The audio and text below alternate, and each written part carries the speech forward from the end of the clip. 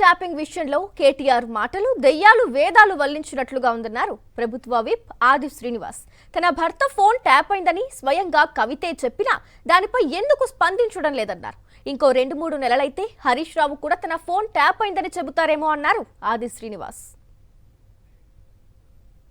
Telephone tapping లో కేటీఆర్ తీరు చూస్తుంటే దయ్యాలు వేదాలు వల్లించినట్టుగా ఉంది. కండల్లో ఆయనకు భయం కనిపిస్తుంది. కానీ ప్రభుత్వం ఏదో కక్ష సాధింపు ధోరణితో మమ్మల్ని ఇబ్బంది పెడుతుందని చెప్పని మాట్లాడుతున్నాడు.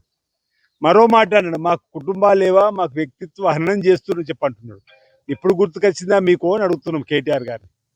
మీ 10 సంవత్సరాల పరిపాలనలో అవినీతి అక్రమాలను ప్రశ్నించినటువంటి సందర్భంలో టెలిఫోన్ ట్యాపింగ్ను అడ్డుపట్టుకొని ఎంతమందిని మీరు అర్ధరాత్రి అక్రమంగా ఎలాంటి నోటీస్ లేకుండా తలుపులు పగలగొట్టుకొని అరెస్ట్ చేసినటువంటిది ఒకసారి గుర్తు చేసుకొని కేటీఆర్ అని అడుగుతున్నాం. మీ కుటుంబ సభ్యులే కదా కవితనే టెలిఫోన్ ట్యాపింగ్ జరిగిన మాట వాస్తవం చెప్పాడమాట. ఓ 2-3 నెలలు పోయిన తర్వాత హరీష్ రావు గారు అంటే నా ఫోన్ కూడా ఆయాలో ట్యాపింగ్ జరిగింది, అందుకే నాకు మొదటిసారి మంత్రి విస్తరణలో పదవి రాలేదని చెప్పి వారు కూడా అంటారేమో.